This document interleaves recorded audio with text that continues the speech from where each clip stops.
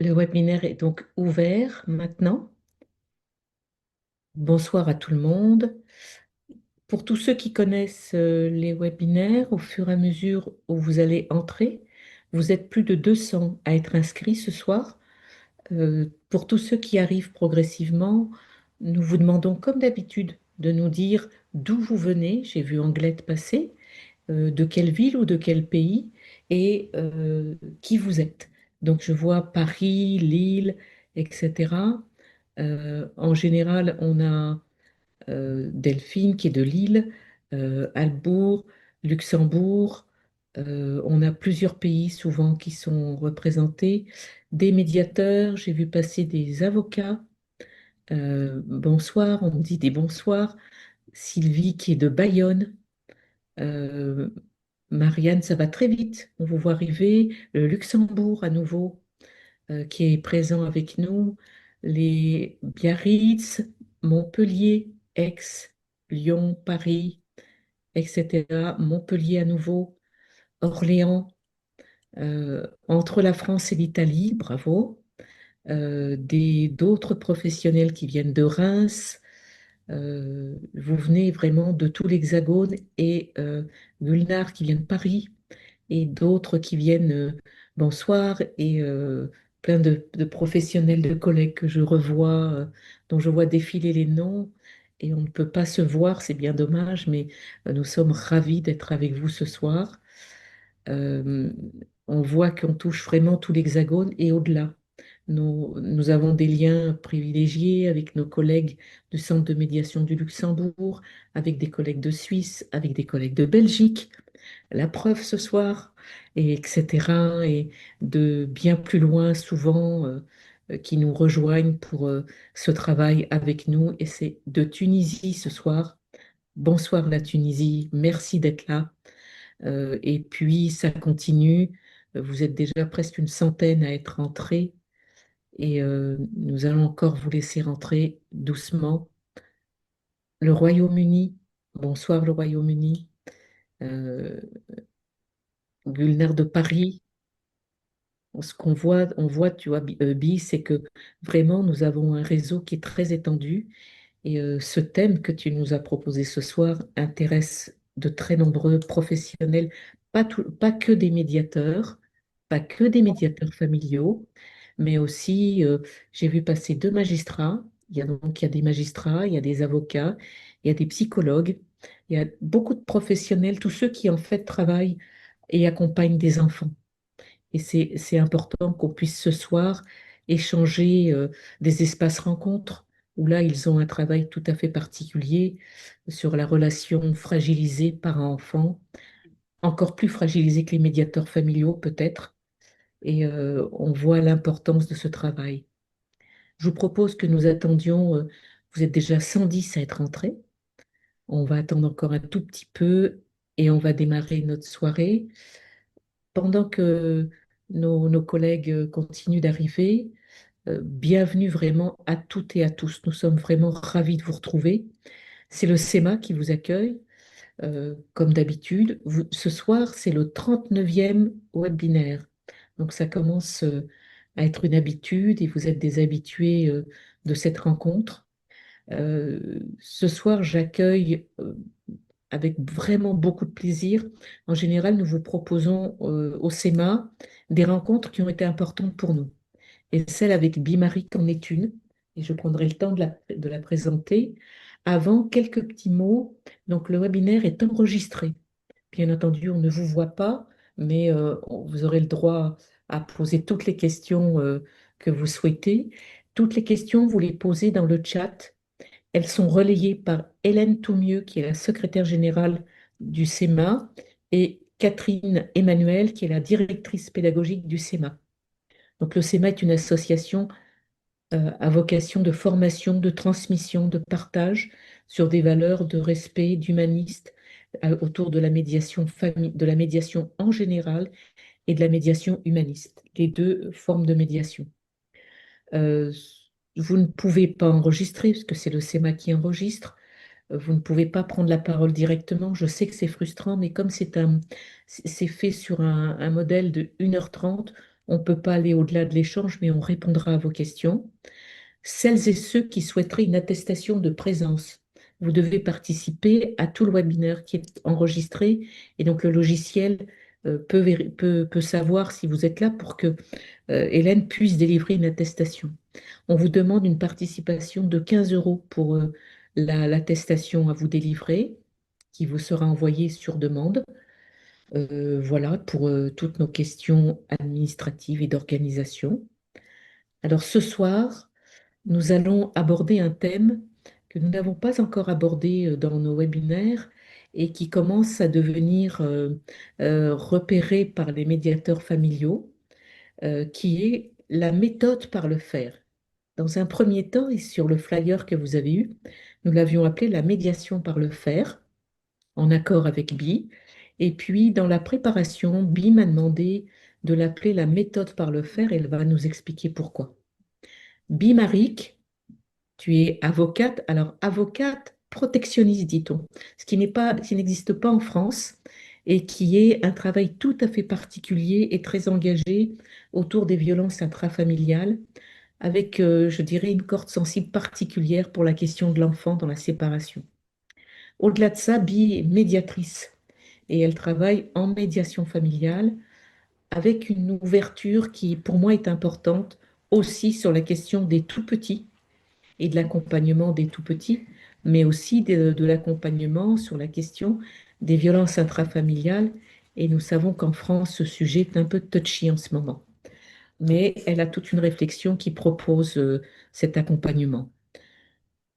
Peut-être tu aurais envie de dire d'autres choses. Nous nous sommes rencontrés de manière très étonnante dans un colloque où Bi était devant moi et elle dessinait au Luxembourg. C'était l'AIFI qui organisait ce colloque sur la place de l'enfant.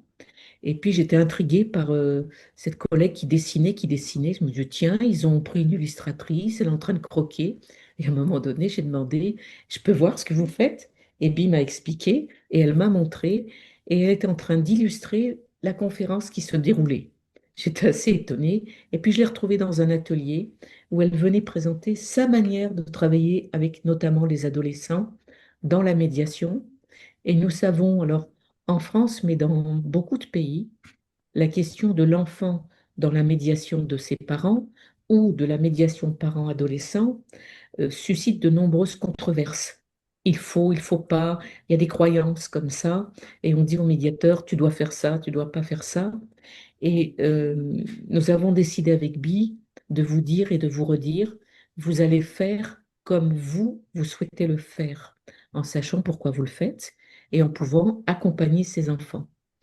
Alors, peut-être tu as envie de rajouter quelque chose, Bi, sur cette présentation? Peut-être juste une petite précision sur l'avocat Protectionniste. protectionnel. C'est l'avocat qui défend les enfants, pas seulement dans les violences, mais dans tout ce qui est mineur en danger. Voilà. De manière beaucoup plus large. Les Voilà. parents sont parfois créatifs pour ces choses-là. Voilà, je voulais juste préciser Et ça. nous, c'est les avocats d'enfants, les avocats des mineurs qui font aussi souvent un très bon boulot. Merci. Alors, on va organiser cette présentation. C'est Bi qui va parler. Je vais dire très peu de choses, j'en ai dit assez, autour de quatre grandes questions qui ont émergé dans notre préparation, qui nous ont semblé importantes. La première, c'est quelle est l'origine de la méthode par le faire? Et alors, on dit qu'il faut poser qu'une question à la fois en médiation, mais comme on ouvre les portes et qu'on pousse, ou on ouvre les fenêtres, on pousse les portes, on va en poser deux. Quelle est l'origine de la méthode par le faire et comment es-tu venu, toi, à l'utiliser? Je te laisse la parole, Bi. Merci. Bon, d'abord, bonjour à tout le monde. Je suis très, très contente d'être là avec vous ce soir pour échanger sur ce sujet qui me passionne. Alors, comment est-ce que j'en suis venue à réfléchir à médiation par le faire? Vous savez peut-être que à Dinan, c'est l'arrondissement dans lequel je travaille, a été mis en place le modèle de consensus dans lequel la médiation a une grande place. Et dans ce modèle de consensus, on se réunit depuis 2012 tous les mois entre différents professionnels qui travaillent avec les familles et on pose des questions qui ne sont pas résolues de manière optimale et on réfléchit à comment être plus créatif et plus efficace pour accompagner les familles. Et la rupture de lien parents-enfants a fait l'objet de nombreuses réunions pas toujours très calme d'ailleurs, entre différents professionnels. On s'est dit, en fait, il nous manque un outil qui n'existe pas et j'aime bien jouer. Et donc, j'ai voulu essayer dans ma pratique de médiatrice, inspirée par ma pratique avocat protectionnel.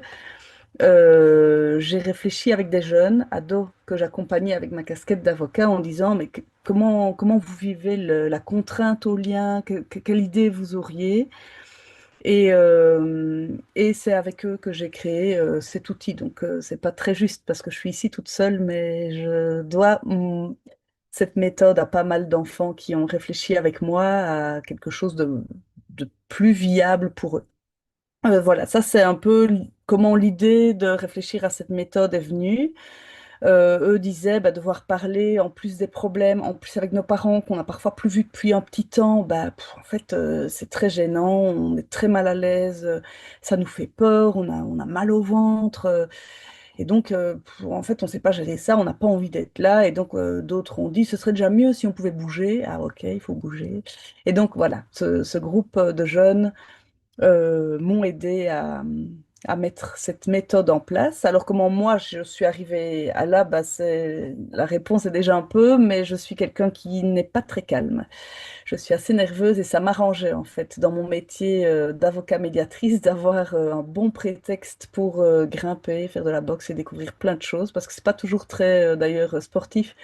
Il y a parfois des médiations par le fer qui peuvent être plus statiques, mais j'adore apprendre plein de choses tout azimut et là c'est un gouffre à opportunités pour ça aussi. Ça, c'est peut-être un enjeu plus individuel, mais voilà.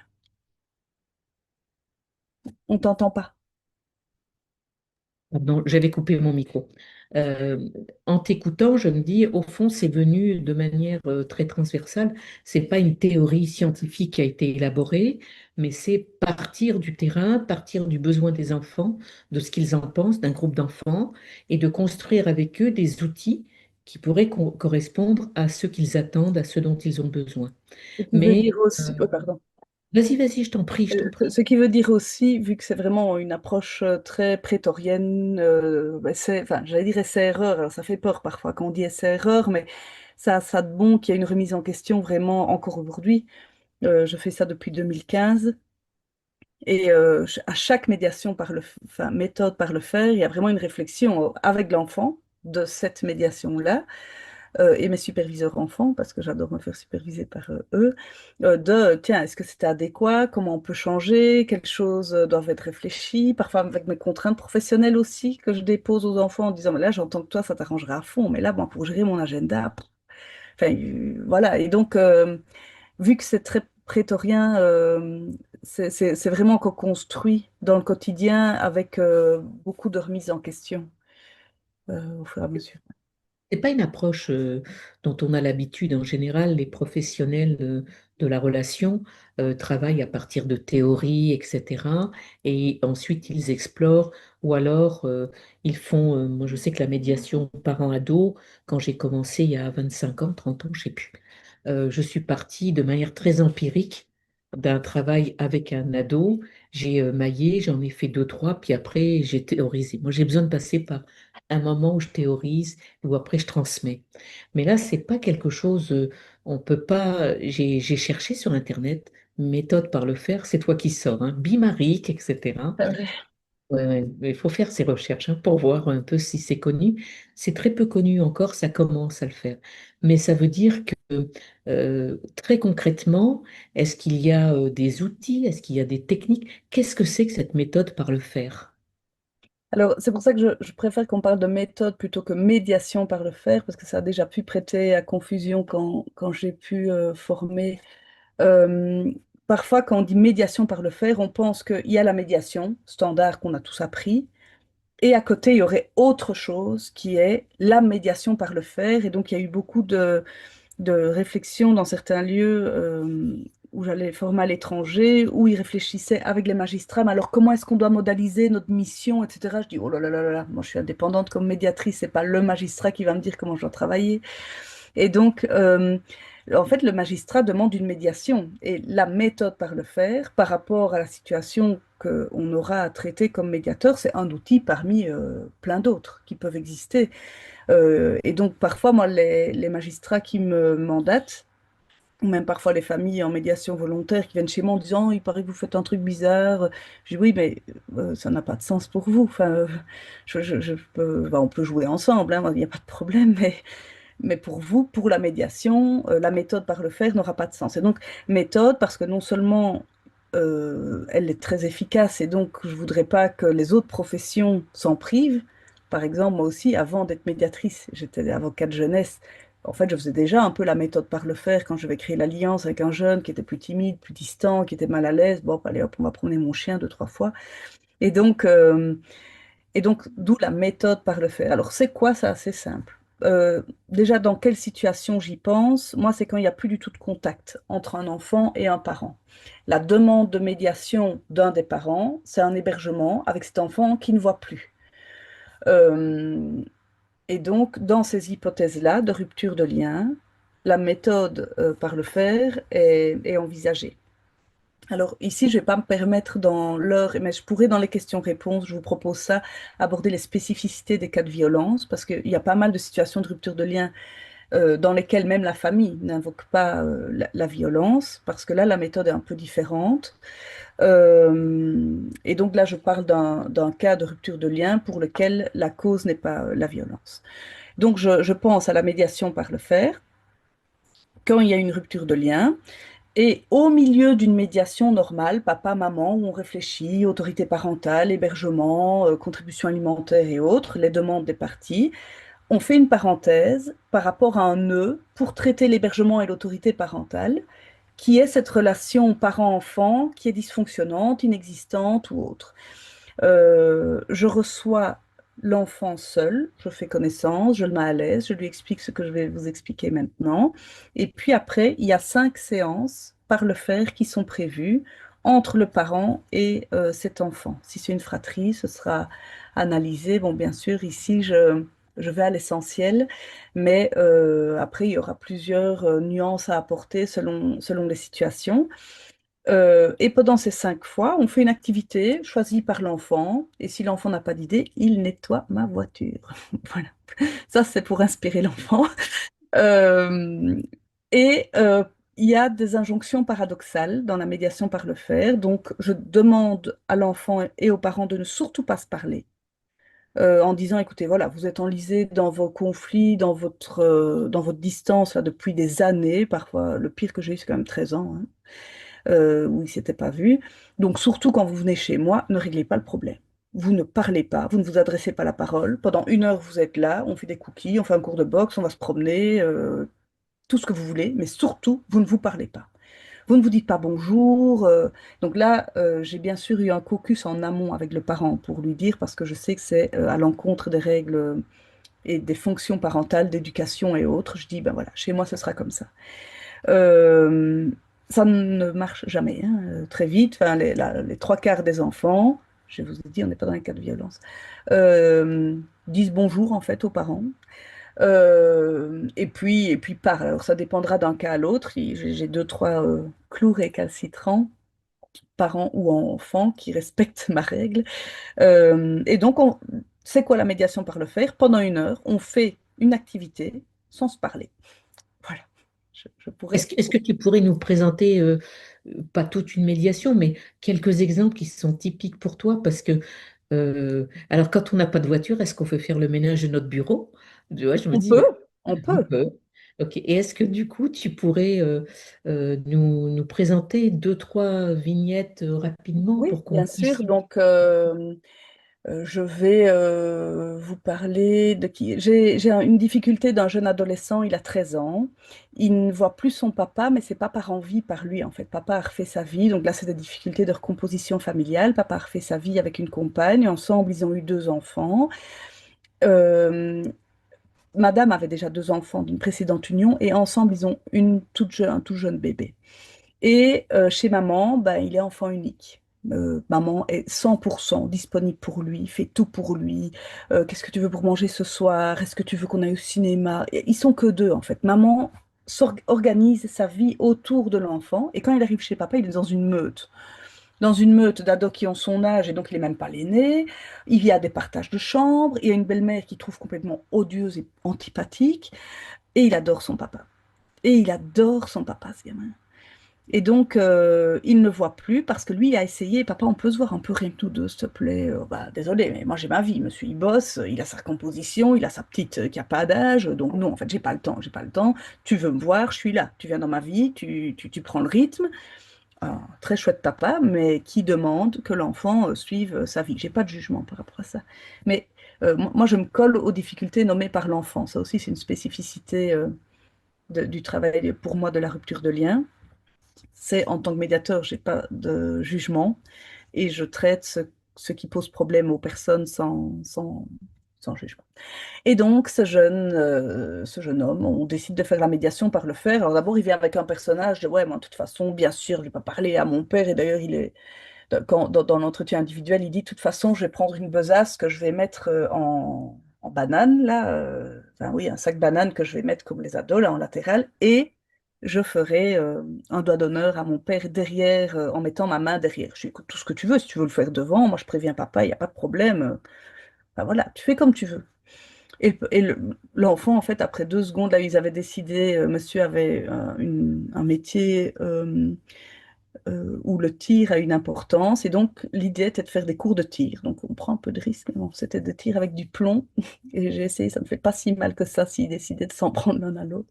Ah oui, je dois prévenir, j'ai un humour complètement nul quand je fais des webinaires ou quand je suis comme ça. Ne prenez pas au mot tout ce que je dis en riant, d'accord? Et donc, on fait ces tirs. Et monsieur, le rôle, c'était que monsieur nous fasse un cours, parce que lui, c'est son métier, de scénario, un méchant, il faut l'arrêter, comment on se déplace, comment on l'arrête, avec des cibles. Enfin, c'était vraiment hyper chouette. Mais après 2 minutes, moi, on m'oublie. Lui, il est là, il a son moment tout seul avec son papa, une fois, 2 fois, 3 fois. Et puis moi, je dis, je ne sers à rien et je coûte cher. Les enfants, est-ce que vous voulez pas vous voir ailleurs, aller à un club de tir ensemble? Monsieur, c'est son boulot.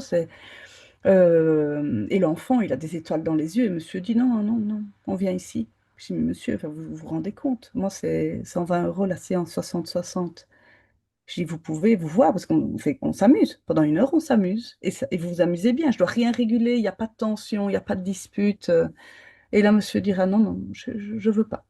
Et donc, bah là, c'est un travail de deuil à faire avec l'enfant. Donc là, c'est compliqué parce que c'est l'enfant qui veut voir son parent. Donc, et monsieur qui dit, en fait, j'ai ma vie. Soit tu viens dans ma vie telle qu'elle est et je ferai pas une once de changement pour correspondre à ce que tu veux. Soit pas, et en fait, à quand tu voudras, quoi.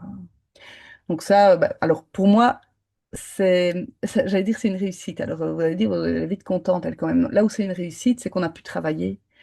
Et monsieur, il avait un discours un peu facile en justice. Je vais dire des mots qu'on ne peut pas nommer. Mais il disait que madame, bien sûr, était aliénante et que c'était de la faute de madame s'il ne voyait pas son enfant. La médiation par le fer a quand même pu montrer que, bof, quoi.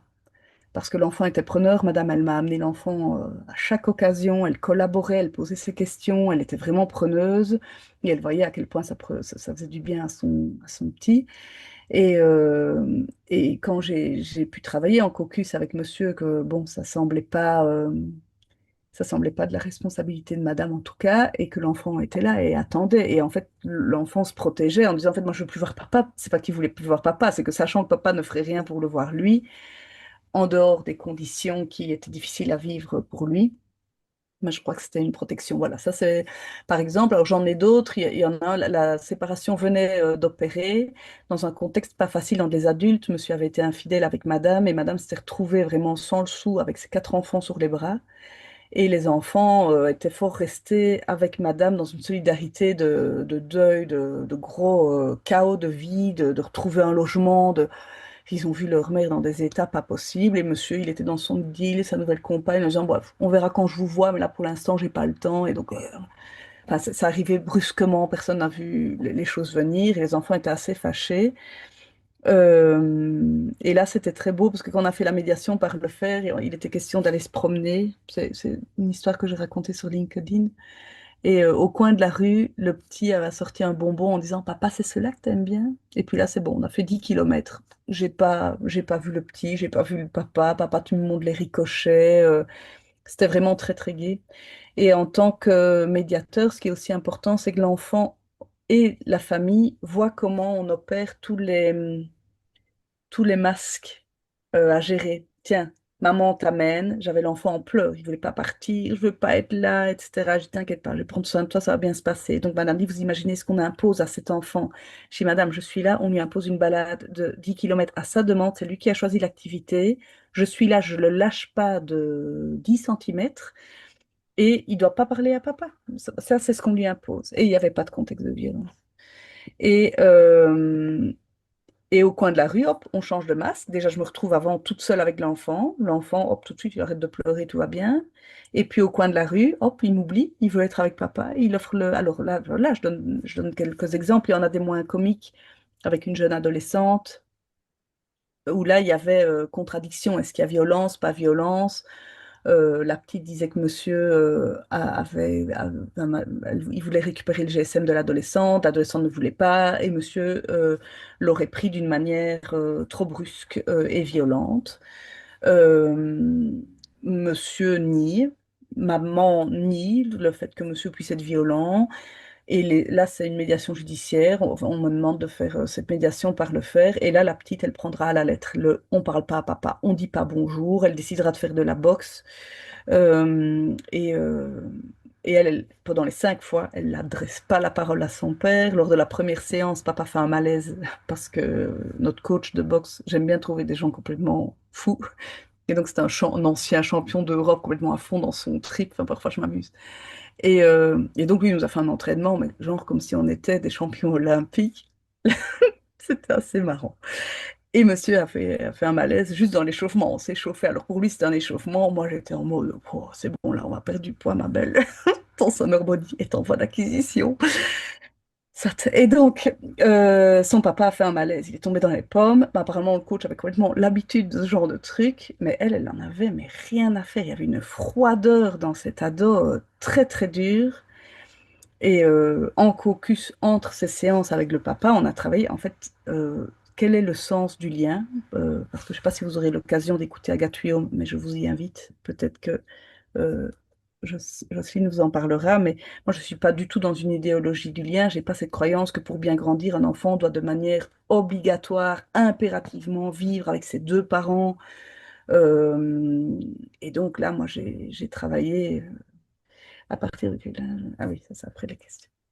Et donc là, ça a été difficile, mais pour finir, le père a dit, ben, en fait, si j'ai le droit de ne plus accueillir ma fille, je voudrais pouvoir ne plus l'accueillir. Et ça aussi, la médiation par le faire, enfin, j'aime bien la manière dont ça clarifie les causes, dont ça rend les responsabilités à chacun de la cause de rupture, et dont ça, alors là, c'est peut-être en dehors vraiment des règles judiciaires, mais dont ça libère chacun de ses fonctions sociales.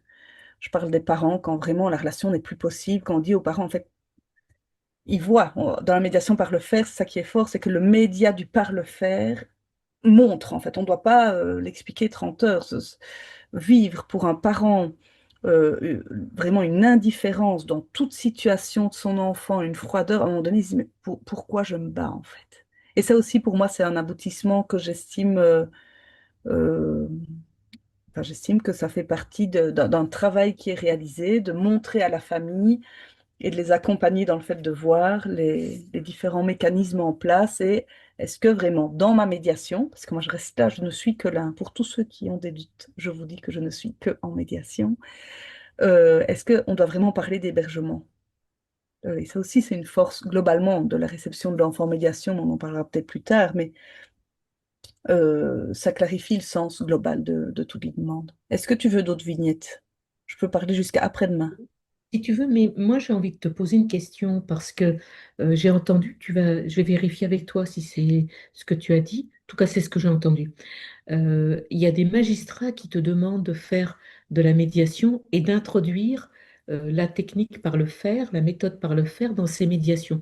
Comment est-ce que tu as pu présenter cet accompagnement très spécifique aux magistrats pour qu'ils puissent aller vers ce travail-là? Parce que la question, en tout cas en France et sur Paris, même si je ne vis plus à Paris, de nombreux magistrats disent Ils regrettent que les médiateurs familiaux ne reçoivent pas plus souvent l'enfant dans la médiation. Ils disent que l'enfant est pris dans le conflit parental de manière terrible, qu'il y a des situations qui les inquiètent beaucoup et qu'ils se demandent vers où envoyer.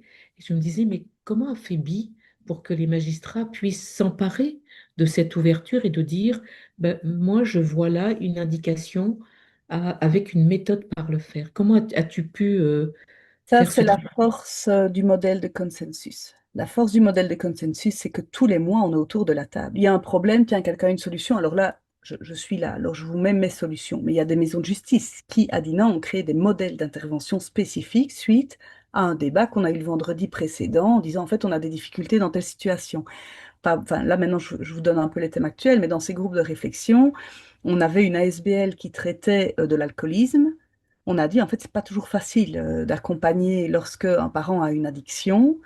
Et au sortir de la réunion, cette ASBL a créé des choses, comme moi, je fais la médiation par le faire. Et donc, c'est pas un groupe où on échange et on refait le monde pendant un an. En fait, on refait le monde, on refait pas le monde, mais problème, solution, on teste avec vraiment une logique essai-erreur. On teste, oh, on peut faire ça. Et alors, selon nos cadres d'intervention, il y a des subsides, des autorisations de projets pilotes. À Gatouillaume, la clinique du lien, même chose. Enfin, et donc, c'est extrêmement dynamique. Il y a plein de choses qui se font. Hop, on sait une initiative à marche, c'est l'initiative de la clinique du lien. On va faire venir Madame Guillaume pour qu'elle nous présente son truc. Ok, là il y a tel truc, tel problème. Et donc ça a été assez simple. Et d'abord j'ai commencé à Dinan, mais chez nous en Belgique, on n'est pas très grand. Et donc les magistrats entre eux ont des formations à l'IFJ, Institut de formation judiciaire, et ils échangent. Ah bah tiens, il y a une telle qui propose tel truc, c'est vachement efficace. Hop, et puis hop, j'ai une désignation d'Arlon.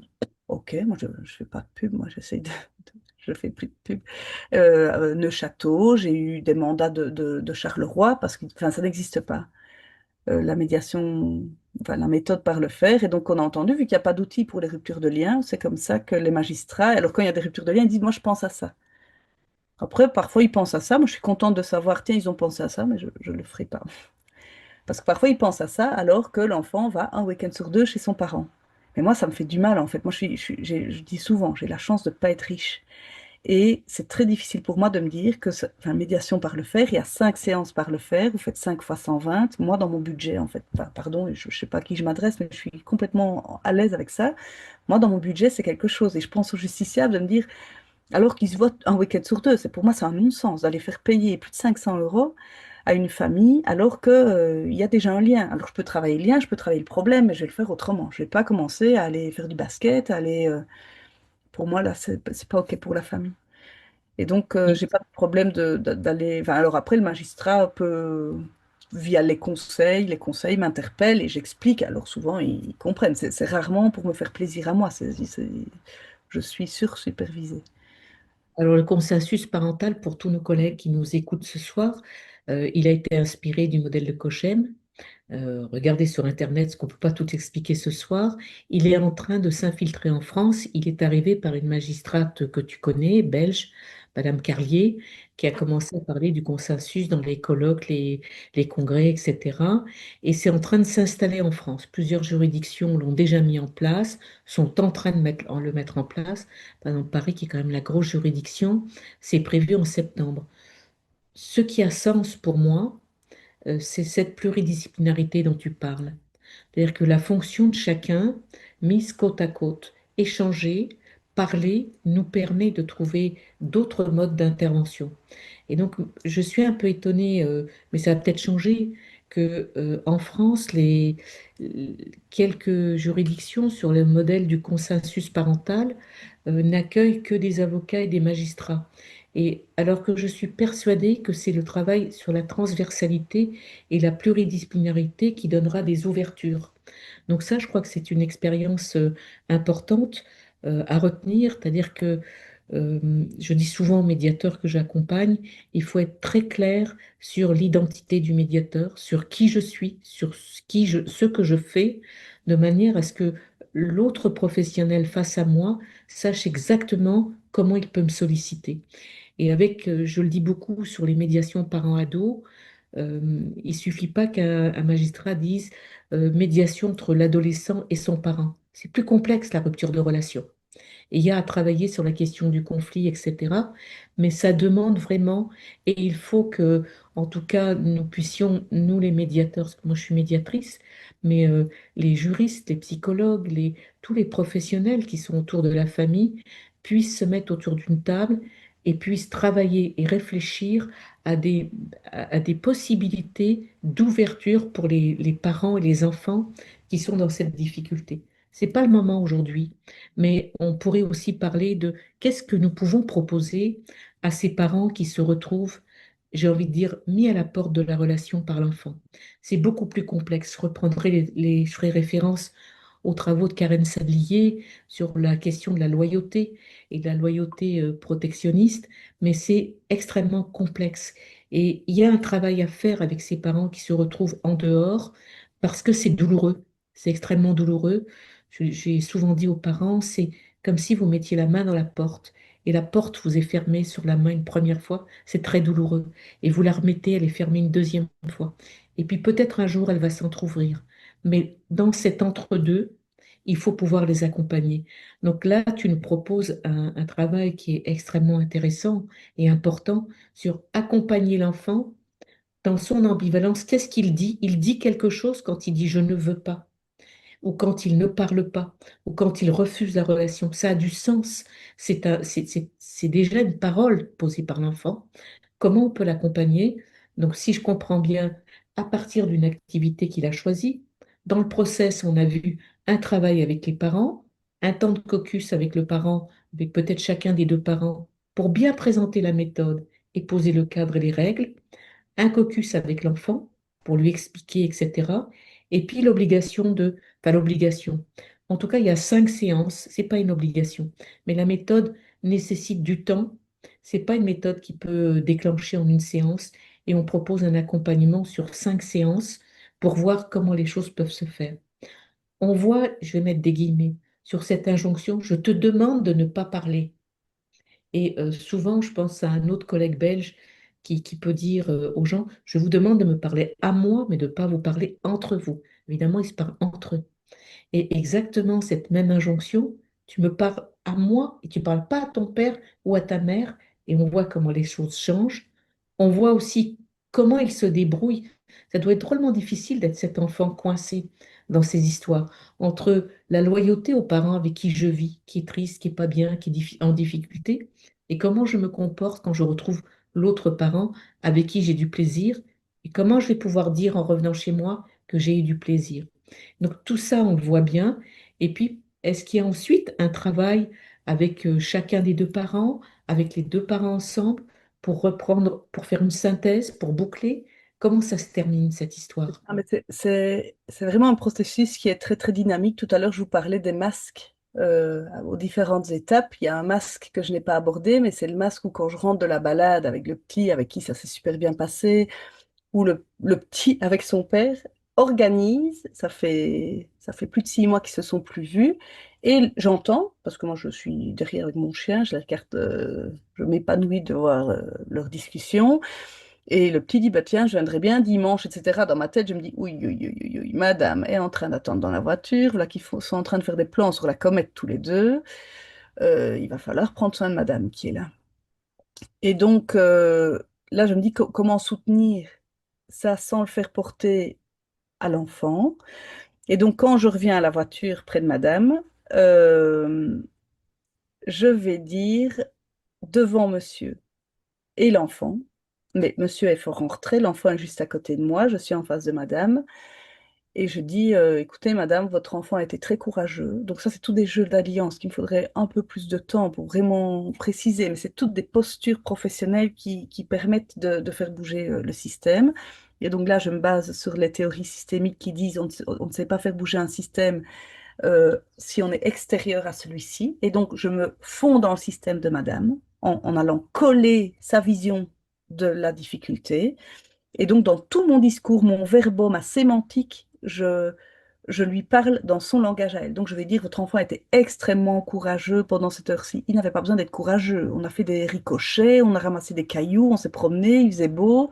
Ça demandait aucun courage, mais elle, ça fait du bien d'entendre ça, en fait. Et je vais dire, bon, maintenant, j'attends. Je trouve que monsieur a une place confortable d'être à distance et de dire, bah, c'est de votre faute si on ne voit pas l'enfant.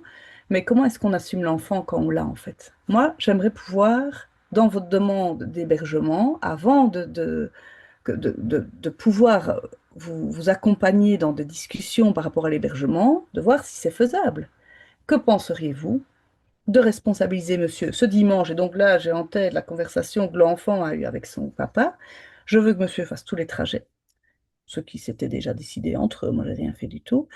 De telle heure à telle heure, pas plus, parce que je veux quand même voir si l'enfant vit bien l'expérience. Et je vous revois tout de suite après pour évaluer ce moment. Vous, madame, comment vous avez vécu les choses? Comment l'enfant revient? Et donc l'enfant, il entend comment je nomme les choses, comment je change de langage. Parce que quand je parlais à papa et lui dans la balade, c'était le même contenu, mais pas les mêmes mots, pas la même manière de présenter les choses. Ça, c'est tout notre, enfin, c'est notre job de médiation, de reformulation, comment on va reformuler. Tiens, je reformulais de telle manière parce que je sais que ça va être entendu par tout le monde. Voilà. Donc ça, c'est toutes des techniques, des choix professionnels de reformulation. Mais l'enfant et le parent, voyant en fait le changement de ton, monsieur, il entend bien que quand je parle à madame, je ne rigole pas du tout avec lui. Et j'attends de lui qu'il fasse les trajets. Enfin, c'est ce qu'il avait convenu. Mais en même temps, moi, dans mon ton, c'est il faudrait pas faillir à ça. À un moment donné, il faut rassurer madame dans ses craintes à elle, qui viennent pas de nulle part non plus. Il y a à la respecter elle, en fait, hein. Et donc là, j'épouse, je me colle à madame. Et monsieur entend, ah ouais, ouais, c'est vrai que c'est gai d'avoir le petit, mais il ne s'agira pas que je dise, bah en fait, ma nouvelle compagne a prévu ça, donc tout compte fait, je change de plan en dernière minute. No way, hein, chef. Et donc là, c'est vrai, et quand je forme les médiateurs, ils disent, ouh, mais là, on est quand même un peu, est-ce que c'est bien dans une fonction de neutralité? Alors moi, je suis jamais neutre, je suis toujours multipartial. Et monsieur voit bien, en fait, il va récupérer son enfant qu'il n'a plus vu depuis 6 mois, hein, une séance chez moi. Alors, moi, et il le voit et ça pose pas de problème. Mais c'est c'est ça, donc c'est très dynamique. Et donc d'un cas à l'autre, dès que je vois qu'il y a une petite fenêtre d'ouverture, là, il faut rebosser. C'est fini de jouer au basket, c'est fini d'aller faire des ricochets. À un moment donné, on est médiateur quand même, hein. Et moi, je garde vraiment, voilà, quelle est la demande, qu'est-ce qu'il faut bosser. Et là, je travaille juste la faisabilité d'une relation enfant-parent. Après, il y aura une médiation standard. Et peut-être que dans cette médiation standard, il n'y aura pas d'accord pour un hébergement. Mais en fait, on ne peut pas, pour moi, c'est un non-sens de parler de la relation, enfin de parler, pardon, de l'hébergement d'un enfant, de commencer à voir les horaires du vendredi au lundi, s'ils savent même pas se voir, en fait. Enfin, on tourne en rond pendant je sais pas combien de temps, ça ne sert à rien, la médiation ne tourne à rien, tant qu'on n'a pas fait une pré-médiation dans la relation dont on est en train de parler. Et donc voilà, et souvent la troisième séance est spécifique parce que ça fait déjà 2 fois qu'on a des cours de basket, qu'on va faire des ricochets et des cookies. Et là, moi, je sors un peu du rôle de on ne parle pas du problème, on n'aborde pas la difficulté. Et à cette troisième séance, je vais parfois me dire, est-ce que ça fait sens pour vous de venir faire des cookies avec moi? Surtout quand ça se passe bien, je demande ça au petit qui faisait ses cours de tir avec papa. Mais à la troisième séance, j'ai dit, est-ce que enfin, quel sens ça a pour vous? Pour moi, ça n'en a pas. Je ne sers à rien. Alors, je ne sers à rien, j'apprends à tirer, c'est super, j'adore, hein, mais moi, je suis quand même là pour être médiatrice, je trouve, enfin voilà. Est-ce que ça a du sens? Et parfois, il y en a qui me disent, bah non, en fait, je sais pas pourquoi on est ici. Bah oui, mais voilà. Et donc, est-ce qu'on peut mettre ça en place sans tiers, sans moi? Et est-ce que, avec papa, maman, on peut continuer notre médiation et envisager quelle modalité de rencontre avec ce parent? Ok, c'est tout. Du coup, il n'y a que 3 séances, il n'y en a pas 5. Et donc, c'est à la carte après comment ça évolue. Parfois, je dis 5, et puis en fait, le seul contact que ses parents ont, c'est chez moi. Et donc, pas mal de fois, quand après 5 fois, ça ne mène à rien, mais qu'il y a quand même un échange, on se voit aux étapes de vie de l'enfant. Donc, comme ça, je viens de terminer une médiation par le faire, où on a 3 rendez-vous de prix. Donc, monsieur est d'accord de ne plus voir sa fille. Sa fille ne voulait plus, était très, très radicale dans la manière de ne plus vouloir voir son papa. Mais elle a accepté de venir à ses 16 ans, à ses 18 ans, à ses 20 ans. Donc, il y a 3 rendez-vous de médiation qui sont pris sur 6 ans de temps, enfin 7 parce qu'elle a 15 ans. Pourquoi? 16 ans, c'est une étape dans la vie. 18 ans, ben, elle est majeure. Et 20 ans, ben, on va savoir un peu son choix d'études. Et donc, ben, pour le parent, c'est qui, après tout le travail qui a été fait, là, il y a eu les 5 séances. Et là, ils ont voulu faire un travail un peu intermédiaire de la médiation par le faire. Donc, j'ai un outil un peu dans l'entre-deux que je développe avec Melissa Bastos Banderas, qui est une collègue géniale de Bastogne. On est en train de créer un jeu de société qui aborde là, le problème. Donc, c'est pas tout à fait la médiation par le faire. Mais donc, on a fait ça et on a ces 3 rendez-vous de prix. J'ai une jeune et son parent qui viennent, eux, 2 fois par an. Il n'y a plus rien, il n'y a plus de justice, il n'y a plus rien, mais ils viennent en médiation, en fait, 2 fois par an et ils se mettent à jour. Et la petite, elle joue le jeu en disant, ben voilà, papa, je suis telle et telle option, j'ai fait ça, j'ai rencontré quelqu'un, et puis la fois d'après, elle dit, bah, je suis contente, j'ai trouvé un job d'étudiant, monsieur met à jour son enfant sur sa vie, bah, tu sais, ça reste compliqué pour moi de ne pas te voir. Ouais, ben, fin d'œil. Donc là, on a des enfants qui disent, tu as compris pourquoi, si pas, je peux te le rappeler, ben, ça va, et s'il faut le rappeler, on le rappelle. Et alors, mais pour le parent, c'est pas, et il n'y a plus rien du tout, quoi. Et ça, les parents disent, en fait, ils s'accrochent. Après, ses parents, ils disent, bah, je serais contente en fait, je serais contente de voir, de quand même la voir grandir. On négocie des photos de temps en temps. Enfin voilà. Donc ça peut aller dans tous les sens. Et tout à l'heure, tu disais, et c'est une question qui nous a été envoyée, donc on va les intercaler là maintenant, on va pas attendre la fin. 60 € chacun, mais qui paye? Ah ouais, alors attention, il y a plusieurs coûts dans la médiation et la méthode par le faire. Dans la méthode par le faire, on paye le médiateur. Moi, je suis payée comme une médiation standard, 60-60. Alors ça, c'est si le juge met que c'est prise en charge égalitaire. Il y aura 60 € pour le parent qui est là et les 60 € de l'enfant, pour moi, c'est un frais extraordinaire, 30-30. Voilà comment moi je réfléchis. Donc le parent qui recrée le lien payera ses 60 € et les 30% et les 30 € de l'enfant et le parent qui n'est pas là payera les 30 € de l'enfant. Mais à l'inverse, ce serait la même chose. Parce que parfois, il y a des parents qui disent, mais alors, c'est pas tout à fait égalitaire. Ben, pour moi, si, parce que si parfois je fais des entretiens seuls entre le parent proche et l'enfant, ce sera la même chose. Il payera ses 60 € et les 30 € de l'enfant. Voilà, la moitié de l'enfant. Mais en plus de ça, il y a l'activité. Donc, une des activités les plus onéreuses, ben, c'est quand j'ai engagé 2 personnes assez chères. C'est ce coach de boxe qui est ancien champion d'Europe et un joueur de basket quasi de division 1. Donc eux, c'était des cours individuels dans le cadre d'une médiation. Donc eux, ils n'ont pas lésiné sur les frais qu'ils demandaient. Et ça, c'est comme si le parent qui recrée le lien offrait une activité à son enfant et moi.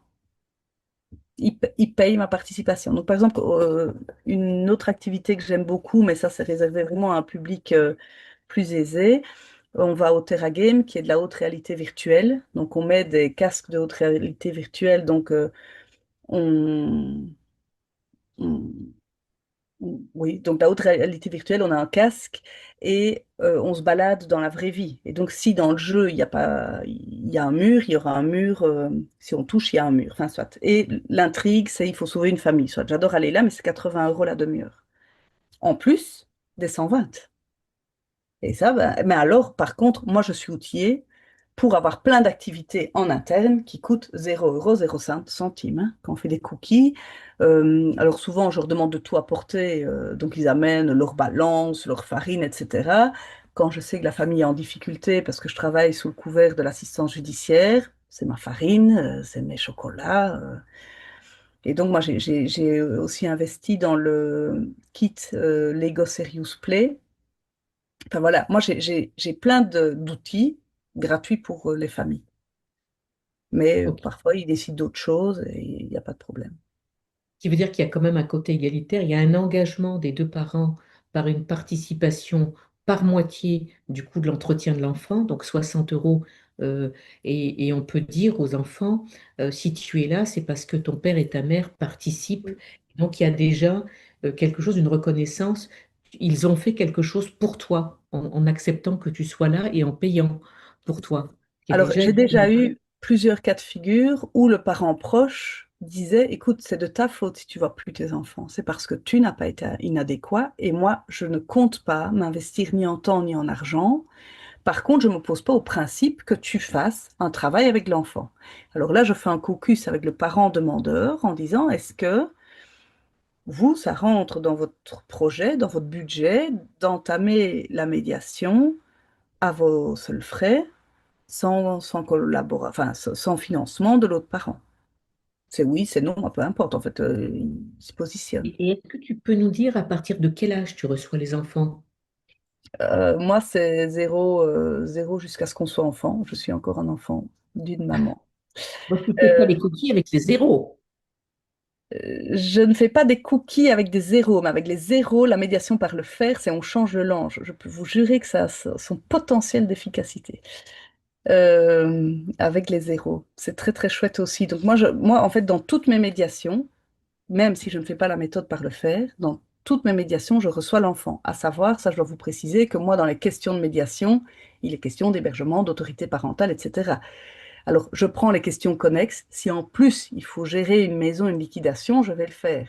Mais s'il n'y a que la maison sans l'enfant, ça je ne fais pas. Un, Ok. l'enfant, et puis je prends les questions périphériques. Mais donc, moi, dans toutes mes situations, je reçois l'enfant, même bébé. Alors, il y a plein de questions qui arrivent, hein. On verra tout à l'heure. Je suis là, hein, si c'est Catherine le nous les bon moment. reprenne, elle me les en... Vous me voyez de temps en temps baisser les yeux, c'est parce que les questions arrivent sur mon portable et je les prends pour les transmettre à Bi. Mais j'ai quand même envie de te faire part de cette remarque, plus qu'une question, c'est une interrogation. Alors, c'est vrai que c'est très réducteur, hein, oui, d'une heure et demie, mais nous avions tellement envie au CEMA de partager avec vous cette approche que propose Bi. C'est un tour de force aussi pour elle de faire cette synthèse, c'est très compliqué. Et il y a des collègues qui disent, mais enfin, ça ressemble quand même beaucoup à un travail éducatif, ce que vous nous proposez. Est-ce que c'est plus éducatif? Qu'est-ce que ce serait alors être médiateur? Voilà, je crois que c'est important qu'on puisse en dire Alors, deux mots. c'est ça. Alors là, c'est peut-être pour ça que j'aime bien dire que j'ai une approche, enfin, à la base, je suis avocate protectionnelle. Et donc, avec les jeunes, je, je vois que pour travailler la famille, alors après, bon, je vous ai dit, moi, je suis pas théoricienne, je suis pas chercheuse, et donc c'est vrai que ça manque probablement d'appellation scientifique, de réflexion par rapport à tout ça, et j'adorerais d'ailleurs d'avoir le temps de me pencher sur ça. C'est une posture d'observation et moi, je n'ai pas de formation ni d'éducatrice, ni, enfin, et donc moi je fais de la médiation, donc ça veut dire que pour moi je suis très claire sur ma multipartialité, enfin, neutralité, vous l'appelez comme vous voulez, mais vous voyez que c'est plus multipartial.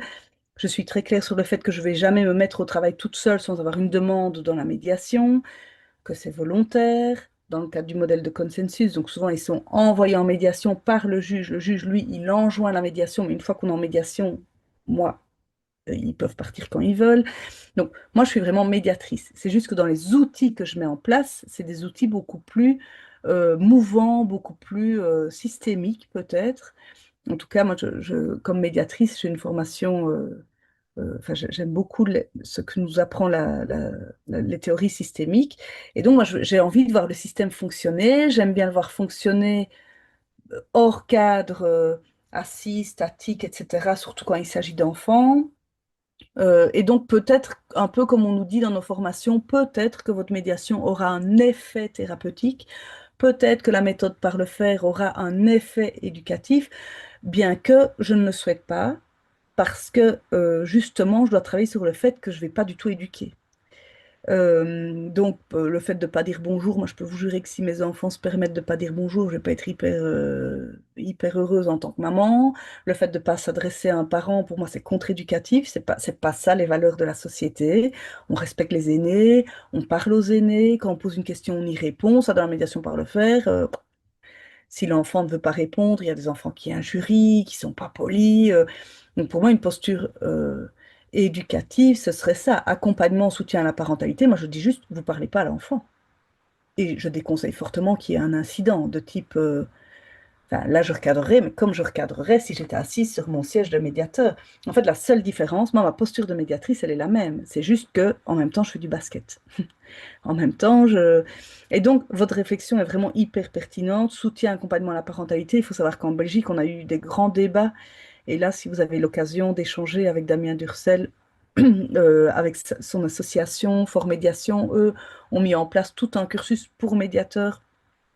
euh, Parce que les juges disaient, en fait, les médiateurs tels que vous nous les présentez, c'est pas utile. Donc, si vous voulez faire ça, ben, en fait, restez chez vous. Nous, on désigne quelque chose d'autre, mais un médiateur qui ne sait pas faire un minimum d'accompagnement à la parentalité, alors que les enfants ne veulent plus aller chez l'un parent. Et donc, de nouveau, il faut parler de l'hébergement, mais parce qu'un enfant a un blocage de mal-être, de recomposition, il faut quand même pouvoir un minimum mettre outillé pour faire ça, en fait. Ça, c'est les magistrats qui nous ont envoyé ça en disant il y avait pas mal de groupes de médiateurs qui se plaignaient, on n'est jamais désigné, il n'y a pas de médiation, ça, c'était pas dit non, c'était ailleurs. On a dit, ben non, en fait, vous servez à quoi? À reformuler. Enfin, alors les juges ont été un peu hard, hein. Enfin, franchement, comme médiateur, c'était pas agréable à vivre. Et plusieurs centres de formation, chez nous, il y a Trialogue, il y a Fort Médiation et d'autres lieux, se sont inquiétés de cette demande en fait de terrain, de demande du terrain, de travail avec les familles, et ont un peu élargi la formation des médiateurs en guidance parentale, en accompagnement et soutien à la parentalité en disant, bof, voilà, on doit accompagner des parents qui réfléchissent à l'accompagnement d'un bébé. Ben oui, il faut quand même. Enfin, en termes de responsabilité, un accord sain, comment est-ce qu'on sait que l'accord est sain? Pour moi, c'est la même chose pour les juristes, hein, qu'on doit faire une stratégie devant le tribunal et éclairer les demandes et définir un mandat. Ben, si on est en droit de la famille et qu'on ne sait pas comment l'enfant se développe, enfin voilà, et donc c'est juste une réflexion où je vous rejoins. Il y a en tout cas le fait, il y a une demande en médiation en tant que professionnel, on nous fait confiance sur le fait de pouvoir soutenir le système en vue de, ben, nous on n'a pas d'attente, mais eux ils en ont, ils ont des demandes et en vue d'une issue amiable. Et pour ce faire, ben, il faut pouvoir quand même coller. J'en reviens un peu à ça, hein, mais coller au système, et donc coller au système, ben, c'est avoir une réflexion sur qu'est-ce qu'ils vivent. Voilà. Alors avant qu'on passe, il nous reste deux questions avant ça passe très vite, le temps passe très vite avant qu'on on se quitte et que vous ayez les dernières informations. D'autres questions, si ça te va, Bi, de les prendre maintenant plutôt que les laisser à la fin. Quelqu'un demande comment sont organisés les caucus et quel équilibre tu fais entre l'adulte et l'enfant, puisqu'on sait que l'enfant mineur n'a pas la même place dans la société, ou en tout cas n'est pas équité, notamment vis-à-vis de la loi par rapport à l'adulte, dit-on. Donc, la première serait comment sont organisés les caucus?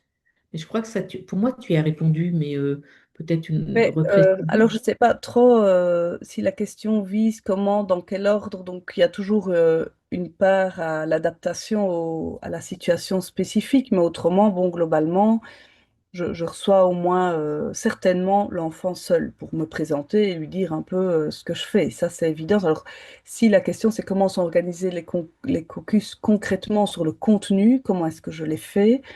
Là, comme avec les adultes, moi j'ai deux, trois fils rouges dans ma pratique. Si j'ai pas l'alliance, je travaille pas.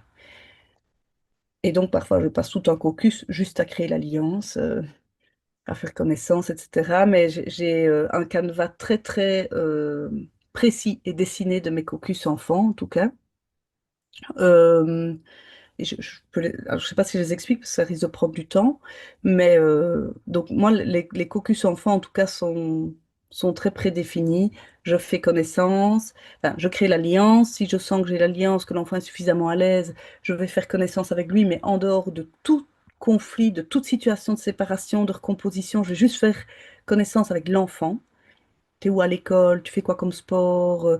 Vraiment pour savoir quelle personne il est en dehors de la difficulté des parents.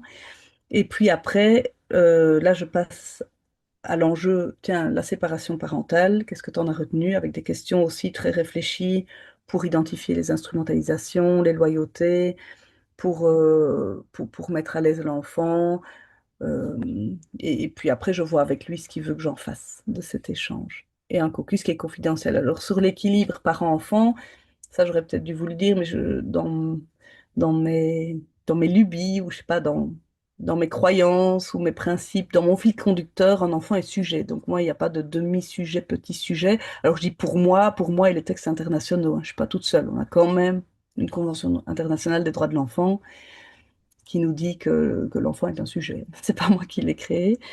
Et donc, l'enfant, il a, en tout cas, en termes de parole et de capacité, de possibilité de poser une demande en médiation, moi, il n'y a pas de hiérarchie sous prétexte qu'on ait 17 ans et demi ou majeur, et même 3 ans, en fait.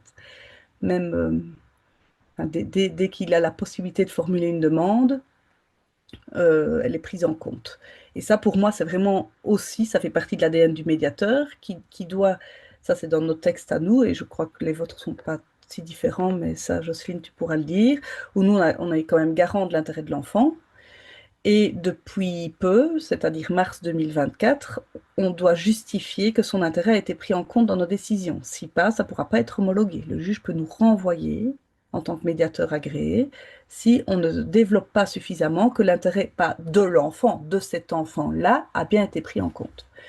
Et donc, pour moi, l'enfant n'a pas en tout cas plus de place que l'adulte, c'est pas plus, et d'ailleurs parfois c'est responsabilisant pour l'enfant, et alors on vient me chercher, alors j'ai plusieurs contradicteurs, et j'adore ça, j'aime beaucoup parce que ça me fait réfléchir, et donc vraiment je suis ouverte à la réflexion, mais l'enfant n'est pas sur un piédestal dans mon bureau, il est juste là, c'est juste que dans notre société, pour que l'enfant puisse être juste là, ben, il faut lui faire de la place parce elle est pas toujours automatique, elle n'est pas toujours facile. Et donc, c'est en ça parfois qu'on pense que je donne une surplace à l'enfant. Pas du tout. Et l'enfant chez moi, je parle des ruptures de lien, si je veux exemplifier mon propos, avec un ado qui dit je veux plus voir mon parent. En fait, il joue au grand parce que dans nos lois, avant 18 ans, il n'a pas la possibilité de choisir. Et donc, moi, je veux bien qu'il joue au grand, je le prends comme sujet. Et généralement, je veux rien du tout. La famille a déjà permis à cet enfant de ne plus voir un parent, etc. Mais par contre, il va être grand jusqu'au bout et il va venir faire un travail pour expliquer sa position euh, qui est contre nature. De nouveau, je rappelle, on n'est pas dans des cas de violence quand je tiens ces propos-là. Et c'est plutôt si vous faites un caucus avec le parent, en fait, vous faites Hein. aussi. Alors moi, mais ça, même entre adultes, je ne tiens pas cet équilibre-là. Donc moi, si je reçois monsieur, madame, et dans leur dynamique de fonctionnement, madame coupe souvent la parole à monsieur, par exemple. Et j'arrive pas, du coup, à entendre monsieur, à l'investir, à créer l'alliance. Et donc, je vais dire, écoutez, je vois que dans votre dynamique, monsieur, vous parlez peu. J'aurais besoin de pouvoir plus comprendre comment, enfin, votre fonctionnement, vous rejoindre plus dans ce que vous voulez de la médiation. Je vais proposer un caucus. Je vais dire à madame, si vous en souhaitez un, je vous en fixe un, mais je n'en ai pas besoin en tant que professionnel. Si madame dit non, non, ça va, très bien. C'est bon. Moi, je ne vais pas fixer un rendez-vous à madame parce que j'en ai donné un à monsieur. De nouveau, j'estime que si eux le demandent, ils en auront un. Mais moi, je dis, voilà, moi, pour travailler, j'ai besoin de ça. Mais si j'en ai pas besoin, c'est eux qui choisissent s'ils le veulent ou pas. Moi, je vais pas l'imposer. De nouveau, je suis hyper vigilante au coût qu'on représente pour les familles. Et donc pour les enfants, Alors, c'est la même chose. il y a il y a encore des questions, puis j'aimerais qu'on aille sur la troisième, donc deux autres, et puis après on revient sur notre troisième question.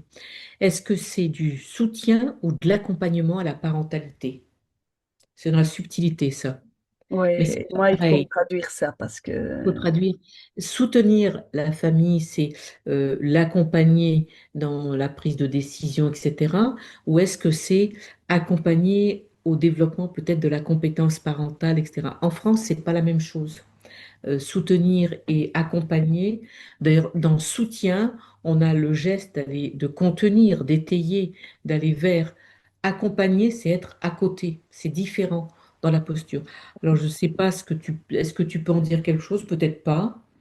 Euh, alors ça, Comment c'est tu te sens, toi? moi, Est-ce que tu... mais en fait, j'accompagne les gens dans ce qu'ils me demandent de faire. En fait. Ok, Et voilà. donc, si parfois j'ai deux parents qui sont vraiment mais tellement perdus, ils viennent, ils s'entendent bien, mais ils disent, mais qu'est-ce qu'on peut faire pour notre petit?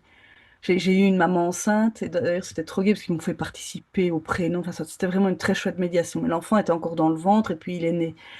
Et, euh, et ses parents étaient vraiment bienveillants l'un envers l'autre. Ils vivaient vraiment une séparation qui était humainement difficile, mais dans le respect.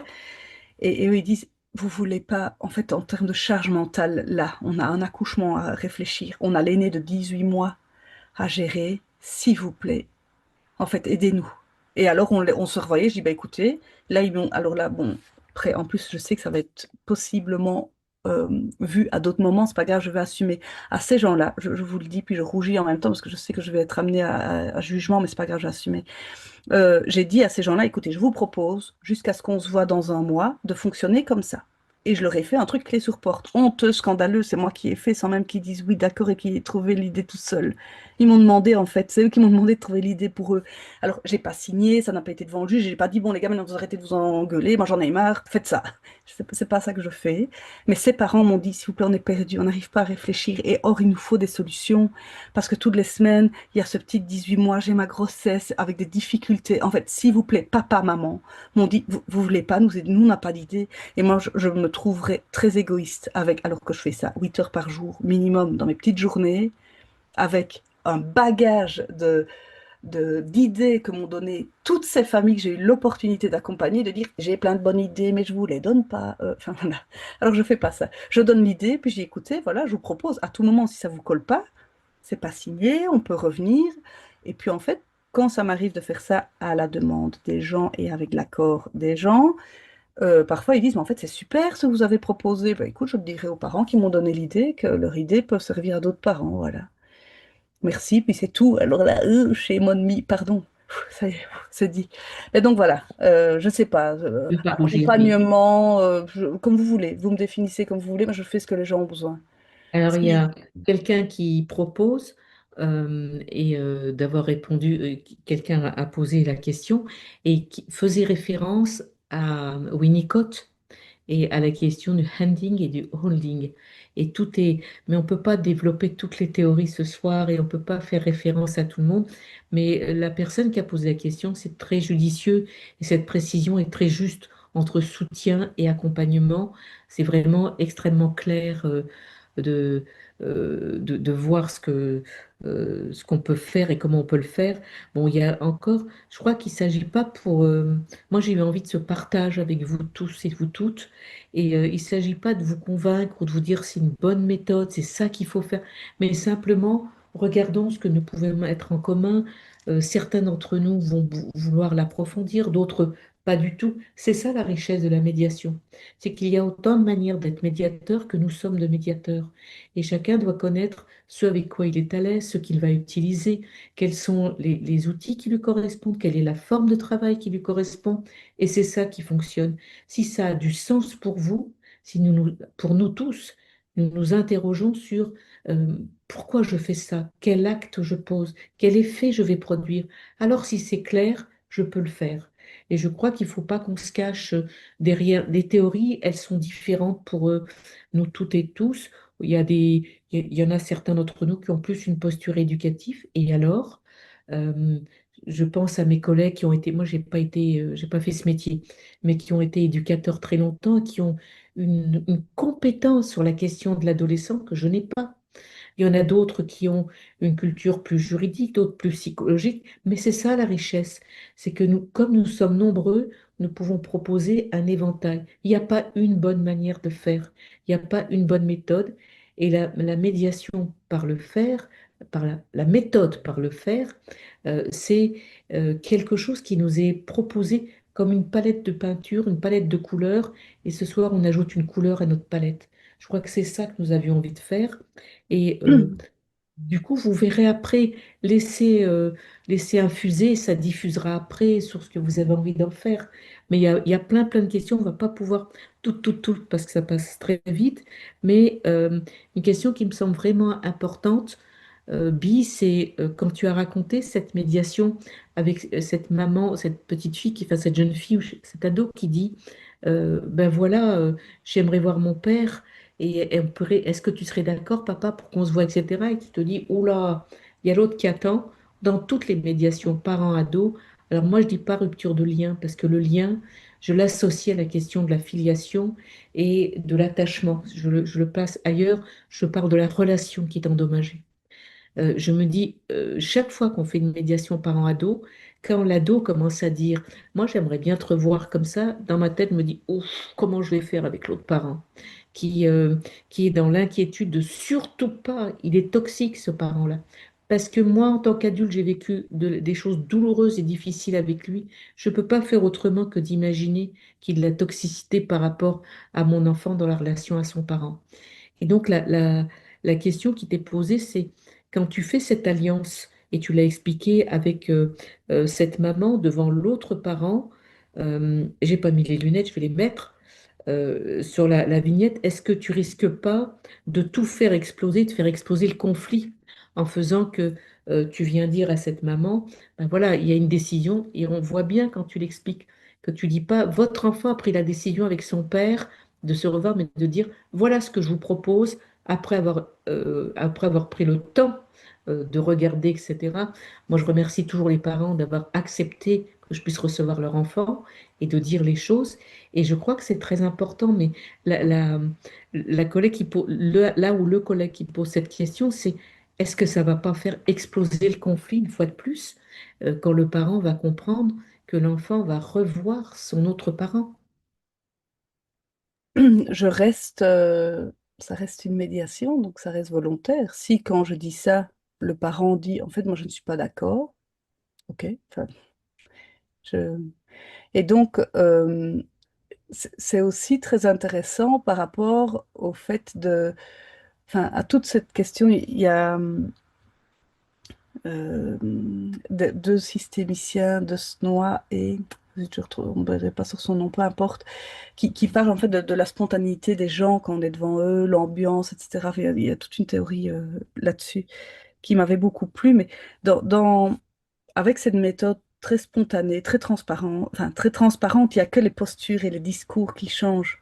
C'est-à-dire les discours restent les mêmes, mais le ton et le verbo, la sémantique utilisée change.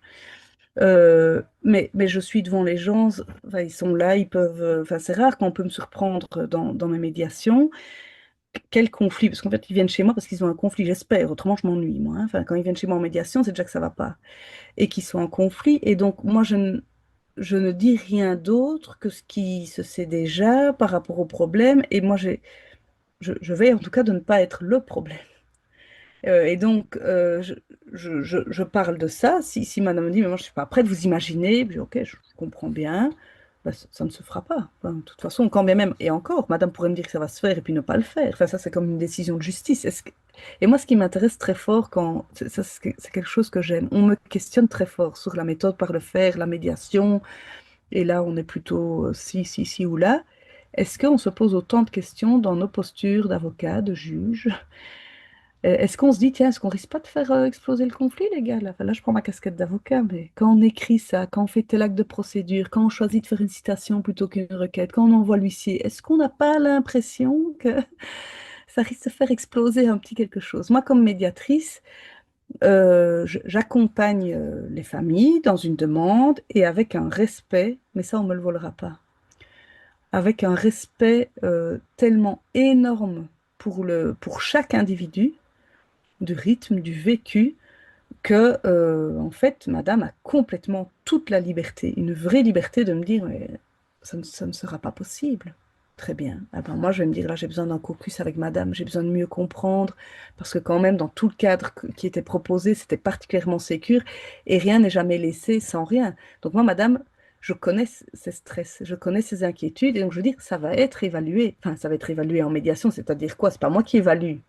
C'est pas moi qui vais dire à ça, monsieur, vous avez été bien. Donc, comme ça, moi, je me sens pas très éducatrice. Mais moi, je vais pas juger monsieur sur ce qu'il a fait ou ce qu'il n'a pas fait, mais je vais recevoir l'enfant. Moi, je dois travailler un hébergement. Est-ce que cet hébergement avec cet enfant sera possible? Est-ce que on va passer X séances de médiation pour réfléchir à un horaire et une faisabilité d'hébergement? Pour ça, il faut que ça soit possible. Et donc, quand j'ai évalué, ben, moi, je vais simplement revoir l'enfant, comment ça a été. C'est ça, quand j'ai évalué. Hein. J'ai pas une grille de lecture de ce qui est bien, pas bien. Et l'enfant va me dire, bah, c'était chouette. Ok, monsieur, ça s'est bien passé. Ok. Alors, c'est bon. On peut peut-être réfléchir à autre chose. Et vous, madame, comment vous êtes sentie? Pour moi, ça a été affreux. Je suis restée sur mon GSM, j'ai eu peur. écoutez, la prochaine fois, si on organise ça, je propose, monsieur, que vous envoyez des nouvelles sur un groupe, parce que j'en ai pas parlé, mais je crée aussi un groupe WhatsApp dans toutes mes médiations avec papa, maman et moi. Moi, je suis observatrice, je n'interviens jamais, mais toutes les questions d'autorité parentale passent par ce groupe. Moi, j'ai vraiment un grand souci d'économie de temps, et donc ça m'aide à être vraiment dans le quotidien des gens, et ça me fait gagner un temps de fou de se dire, oui, mais tu devais me prévenir qu'il a été chez le médecin, tu ne me l'as pas dit le rendez-vous, et en fait, si, mais je te l'ai dit, mais tu ne l'as pas vu. Mais en fait, je suis là. Tout ce qui se dit, je le vois, je le lis. Alors en fait, je ne le lis pas tout à fait, hein, parce que j'ai dit, j'ai un groupe par médiation, donc j'en ai beaucoup.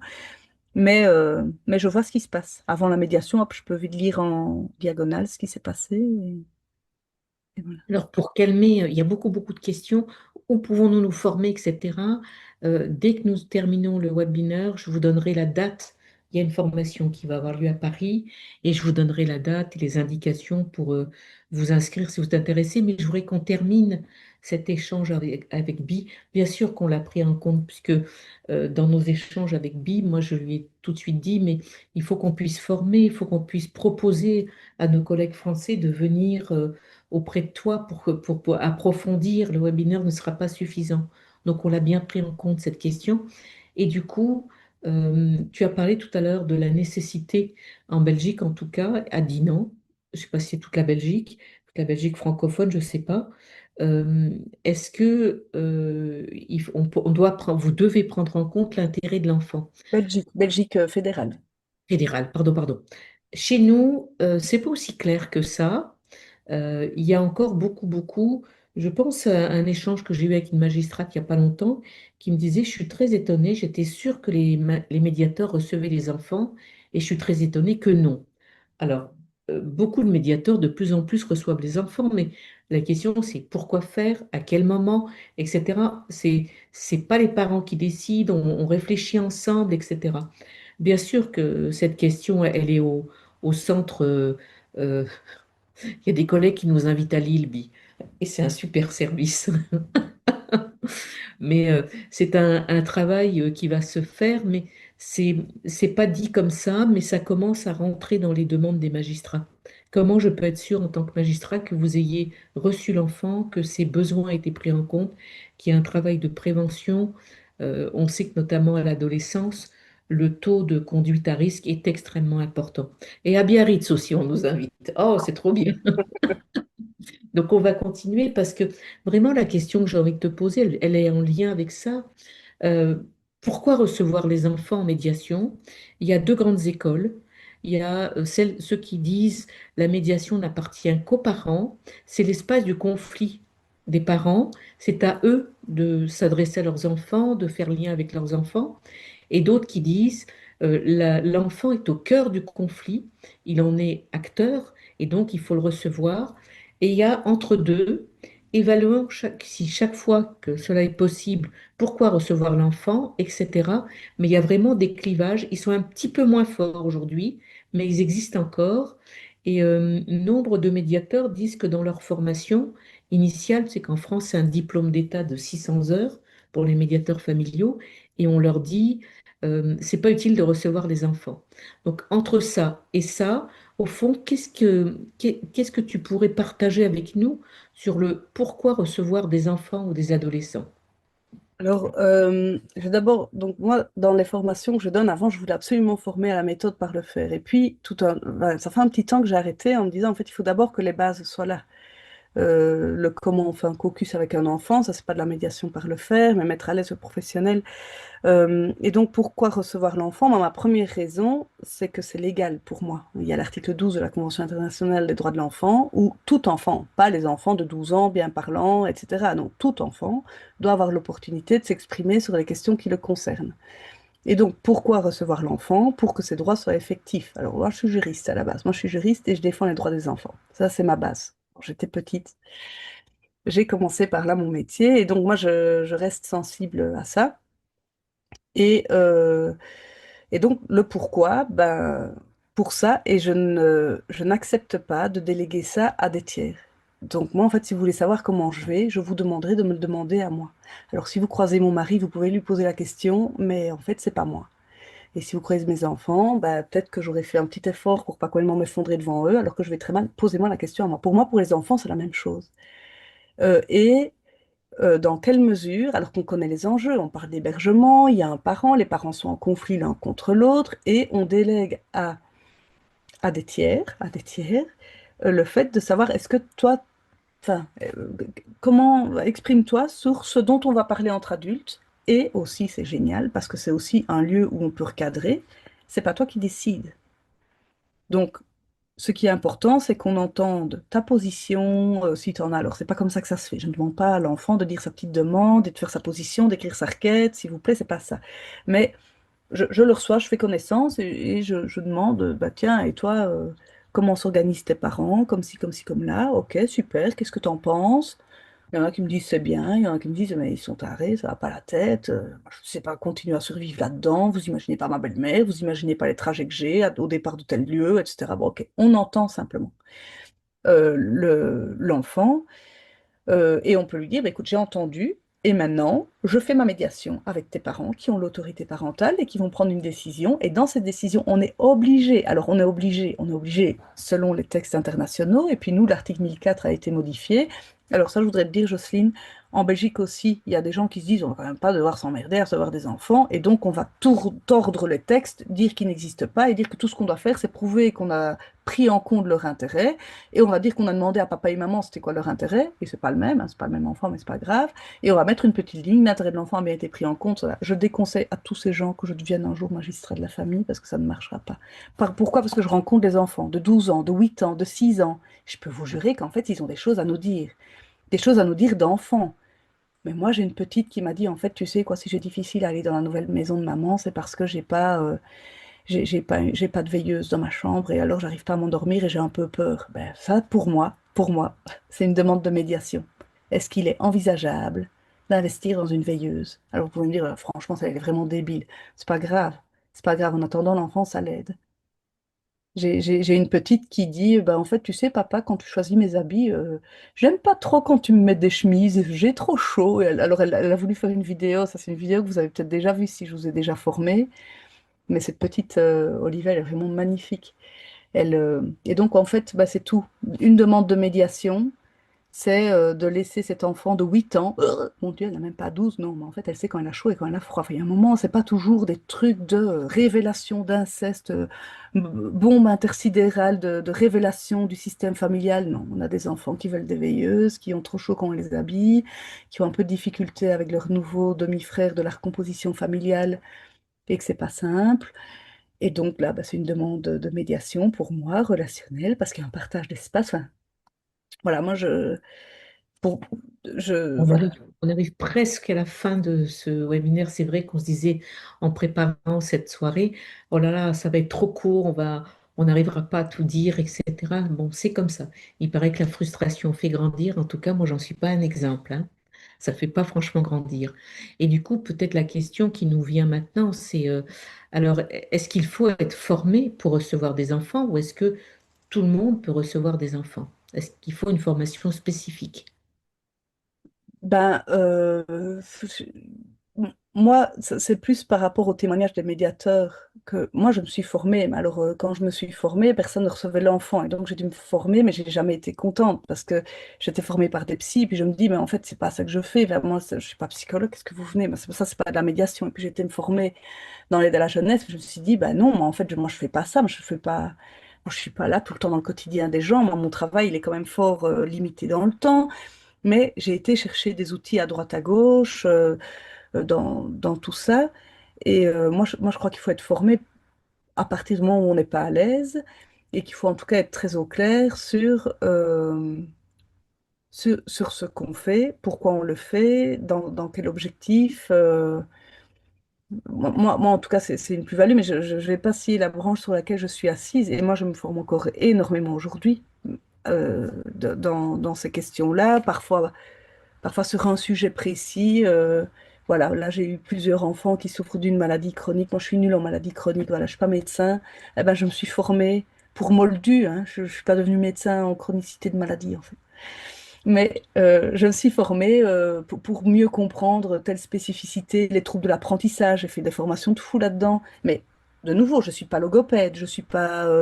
Mais moi, en tant que médiateur, en fait, les gens viennent avec ça en disant, mais tu te rends compte, tu veux un hébergement égalitaire, mais tu veux jamais conduire chez les locaux. Moi, je dis, mais en fait, il vit sa vie, cet enfant-là, il est tout le temps chez des spécialistes, je ne comprends pas. Moi, j'ai besoin de comprendre, parce que pour ne pas être jugeante, moi, j'ai besoin de comprendre.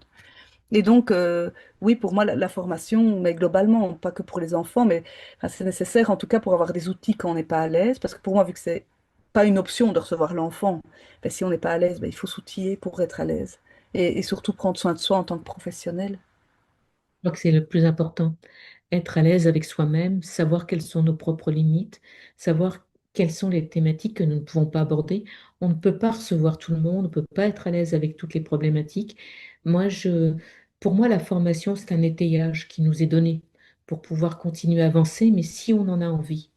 Alors, nous arrivons au terme de cette soirée.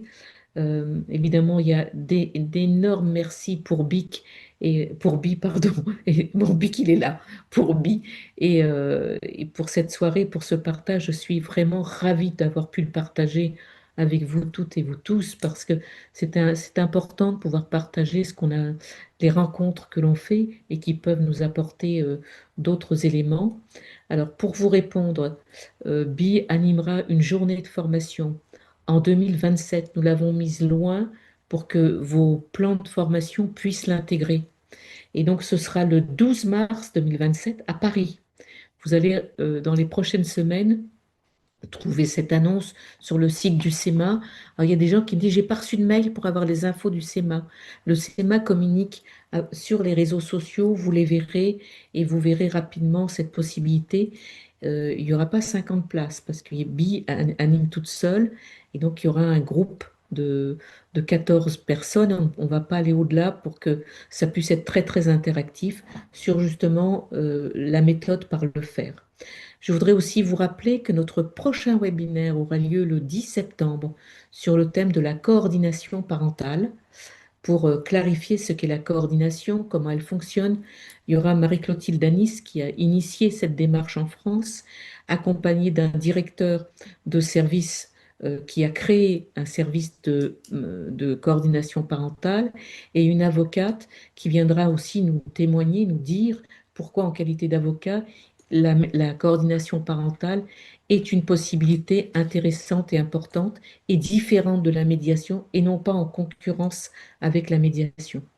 Enfin, je vous invite toutes et tous à revoir toutes les annonces que nous faisons sur notre journée d'études du SEMA qui aura lieu le 25 septembre à Paris, dans les locaux de la FIAP, sur le thème Peut-on tout pardonner au risque de l'oubli? La question du pardon, la question de la médiation humaniste, la justice restaurative. Il y aura un service qui va venir présenter deux grands témoins qui présenteront leur propre expérience de justice restaurative, un philosophe, des professionnels, des sociologues, pour cette journée que nous voulons échanger avec vous et qui aura lieu à Paris. N'hésitez pas à vous inscrire. Sur la demande, on m'a beaucoup posé la question de tarifs de groupe. Vous écrivez au CEMA, on vous répond, c'est prévu, etc. Et je vous souhaite une excellente soirée. Nous sommes ravis que vous soyez toujours aussi nombreux et nous vous attendons le 10 septembre, puis le 25 septembre et bien entendu en mars prochain avec Bi pour une journée à Paris. Un immense merci à toi, Bi, pour cette disponibilité. Est-ce que tu as un petit dessin à leur montrer avant de partir? Ben, je l'avais fait, mais peut-être si je dois juste me l'envoyer si jamais, mais je pourrais le donner. C'est un dessin qui nous représente juste toutes les trois. Ça n'a peut-être pas beaucoup de sens parce que j'ai pas eu le temps d'être Ah sur tous bon. les fronts. Je voudrais peut-être juste dire que vous pouvez me suivre sur LinkedIn parce que la formation qui m'est demandée par le CEMA, c'est vraiment très spécifique par le faire. Et si vous vous dites que vous avez besoin de base avant, il y a bien sûr la formation que Jocelyne dispense sur les médiations parents-ados. Et moi, j'ai un format court de 2 jours. Et enfin voilà, peut-être que je viens en novembre à Paris pour ce forum. Mais là, donc là, c'est plus général, ça parle moins de la médiation par le fait. Voilà. Un Et très grand merci. Très belle soirée, très bel été. On se retrouve en septembre pour continuer à réfléchir ensemble, à ouvrir d'autres pistes, à ouvrir d'autres portes. Et le dernier webinaire de l'année, je l'annonce maintenant, sera animé sur le thème du coaching coparental avec Lorraine Fillon, notamment pour que nous ayons sur cette année 2026 différentes formes d'intervention auprès des enfants, de leurs familles, et que nous voyons à chaque fois combien ces approches sont complémentaires et jamais concurrentielles. Je crois que c'est ça, la pluridisciplinarité, c'est notre outil, c'est notre atout et c'est notre richesse. Alors, Bi, un immense merci. Je ne sais pas si